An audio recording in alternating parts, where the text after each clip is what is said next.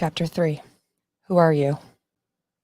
Ramana Maharshi, 1879 to 1950, a great teacher in the yogic tradition, used to say that to attain inner freedom, one must continuously and sincerely ask the question, who am I?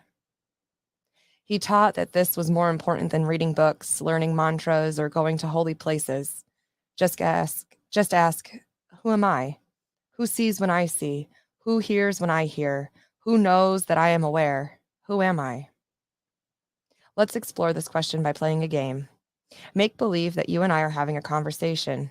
Typically, in Western cultures, when someone comes up and asks you, "Excuse me, who are you?" You don't admonish them for asking such deep questions. You tell them your name, for example, Sally Smith. But I'm going to change this response by taking out a piece of paper and writing the letters Sally Smith, and then showing it to you. Is this who you are? A collection of letters? Is that who sees when you see? Obviously not. So you say, okay, you're right. I'm sorry. I'm not Sally Smith. That's just a name that people call me. It's a label. Really, I'm Frank Smith's wife. No way. That's not even politically correct nowadays. How could you be Frank Smith's wife? Are you saying you didn't exist before you met Frank, and you would cease to exist if he died or you got remarried? Frank Smith's wife can't be who you are. Again, that's just another label, the result of another situation or event you participated in. But then, who are you? This time you respond, okay, now you have my attention. My label is Sally Smith. I was born in 1965 in New York. I lived in Queens with my parents, Harry and Mary Jones, until I was 5 years old. Then we moved to New Jersey and I went to Newark Elementary School. I got all A's in school, and in 5th grade, I played Dorothy in The Wizard of Oz. I started dating in 9th grade, and my first boyfriend was Joe. I went to Rutgers College, where I met and married Frank Smith. That's who I am. Wait a minute. That's a fascinating story, but I didn't ask you what happened since you were born. I asked you, who are you? You've just described all these experiences, but who had these experiences? Wouldn't you still be there, aware of your existence, even if you had gone to a different college? So you contemplate this and you realize that never in your life have you asked yourself that question and really meant it. Who am I? That is what Ramana is asking. So you ponder this more seriously and you say, okay, I am the body that is occupying this space. I am 5'6" and I weigh 135 pounds. And here I am. Now, when you were Dorothy in the 5th grade play, you weren't 5'6", you were 4'6". So which are you? Are you the 4'6" person or are you the 5'6" person? Weren't you there when you were Dorothy? You told me you were. Aren't you the one who had the experience of being Dorothy in the 5th grade play and is now having the experience of trying to answer my questions? Isn't that the same you? Perhaps we need to step back for a moment and ask some exploratory questions before returning to the core question. When you were 10 years old, you didn't look in the mirror and see a 10-year-old body. Wasn't that the same you that sees an adult body? What you looked at has changed, but what about you, the one who is looking? Isn't there a continuing of being? Wasn't it the same being that looked in the mirror throughout the years? You have to contemplate this very carefully. Here's another question. When you go to sleep every night, do you dream? Who dreams? What does it mean to dream? You answer, well, it's like a motion picture that plays in my mind and I watch it. Who watches it? I do. The same you who looks in the mirror? Does the same you who is reading these words also look in the mirror and watch the dreams? When you awake, you know you saw the dream. There is a continuity of consciousness, awareness of being. Ramana was just asking some very simple questions. Who sees when you see? Who hears when you hear? Who watches the dreams? Who looks at the image in the mirror? Who is it that is having all of these experiences? If you try to just give honest, intuitive answers, you are simply going to say, me, it's me. I'm in here experiencing all of this. That's about the best answer you'll have. It's actually pretty easy to see that you're not the objects you look at. It's a classic case of subject-object. It's you, the subject, that is looking at the objects. So we don't have to go through every object in the universe and say that object is not you. You can very easily generalize by saying that if you are the one who is looking at something, then that something is not you. So right away, in one fell swoop, you know what you're not. You're not the outside world. You're the one who is inside looking out at the world. That was easy. Now, at least we've eliminated the countless things outside, but who are you? And where are you if you're not outside with all the other things?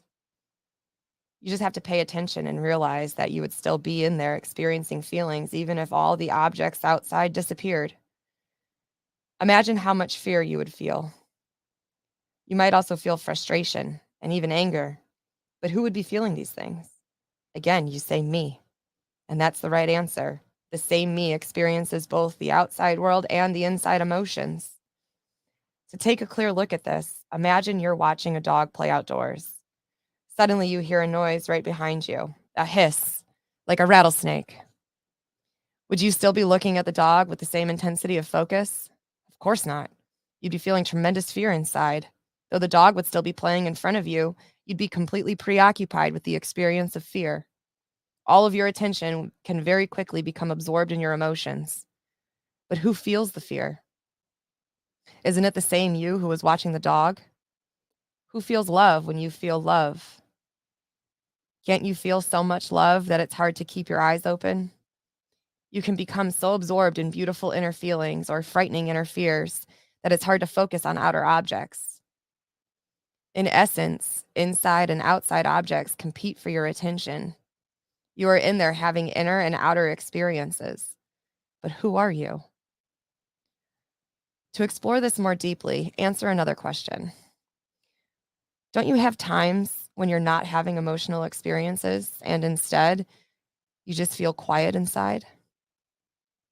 You're still in there, but you're just aware of the peaceful quiet. Eventually, you'll begin to realize that the outside world and the flow of inner emotions come and go. But you, the one who experiences these things, remains consciously aware of whatever passes before you. But where are you? Maybe we find you in your thoughts. Rene Descartes, I do apologize if I am murdering these names. A great philosopher once said, "I think, therefore I am." But is that really what's going on? The dictionary definition, the dictionary defines the word verb to think as to form thoughts, to use the mind to consider ideas and make judgments. The question is, who is using the mind to form thoughts and then manipulate them into ideas and judgments? Does this experiencer of thoughts exist even when thoughts are not present? Fortunately, you don't have to think about it. You are very aware of your presence of being, your sense of existence, without the help of your thoughts. When you go into deep meditation, for example, the thoughts stop. You know that they've stopped. You don't think it. You are simply aware of no thoughts. You come back and say, wow, I went into this deep meditation, and for the first time, my thoughts completely stopped.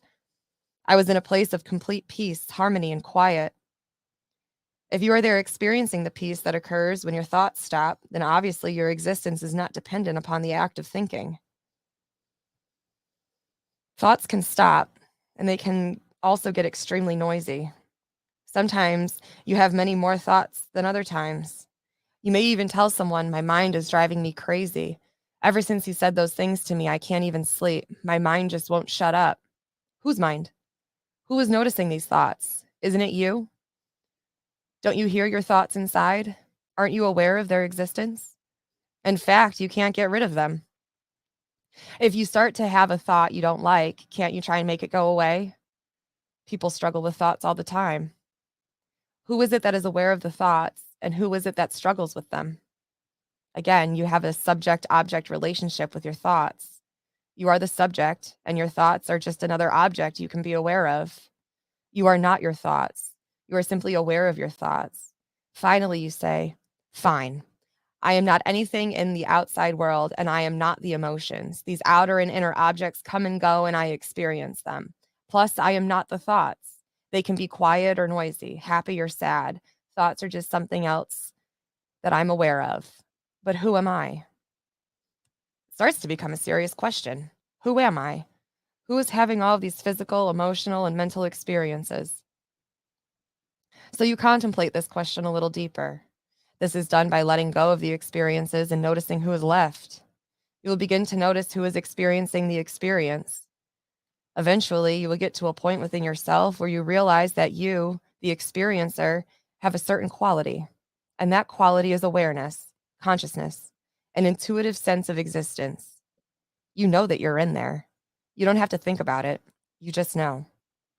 You can think about it if you want to, but you will know that you're thinking about it. You exist regardless, thoughts or no thoughts. To make this more experimental, let's try a consciousness experiment. Notice that with a single glance at a room or out a window, you instantly see the full detail of everything that's in front of you. You are effortlessly aware of all of the objects that are within your scope of vision, both near and far away. Without moving your head or eyes, you perceive all of the intricate detail of what you immediately see. Look at all the colors, the variations of light, the grain of wood furniture, the architecture of buildings, and the variations of bark and leaves on trees.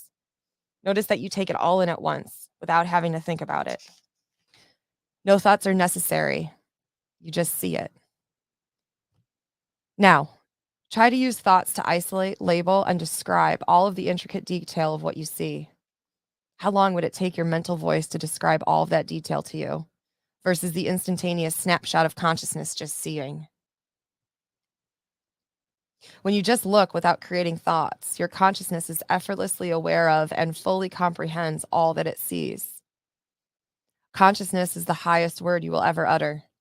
There is nothing higher or deeper than consciousness. Consciousness is pure awareness. But what is awareness? Let's try another experiment. Let's say you're in a room looking at a group of people and a piano. Now make believe the piano ceases to exist in your world. Would you have a major problem with that? You say, no, I don't think so. I'm not attached to the piano. Okay, then make believe the people in the room cease to exist. Are you still okay? Can you handle it? You say, sure, I like being alone. Now make believe your awareness doesn't exist. Just turn it off. How you doing now? What would it be like if your awareness didn't exist? It's actually pretty simple. You wouldn't be there. There would be no sense of me. There wouldn't be anyone in there to say, wow, I used to be here and now I'm not. There would no longer be an awareness of being. And without awareness of being or consciousness, there is nothing. Are there objects? Who knows? If no one is aware of the objects, their existence or non-existence becomes completely irrelevant. It doesn't matter how many things are in front of you. If you turn off the consciousness, there is nothing. If you are conscious, however, there can be nothing in front of you, but you are fully aware that there is nothing. It's really not that complicated, and it's very enlightening. So now, if I ask you, who are you? You answer, I am the one who sees. From back in here somewhere, I look out and I am aware of the events, thoughts, and emotions that pass before me. If you go very deep, that's where you live. You live in the seat of consciousness. A true spiritual being lives there, without effort and without intent. Just as you effortlessly look outside and see all that you see, you will eventually sit far back enough inside to see all of your thoughts and emotions as well as the outer form. All of these objects are in front of you. The thoughts are closer in, the emotions are a little further away, and the form is way out there. Behind it all, there you are.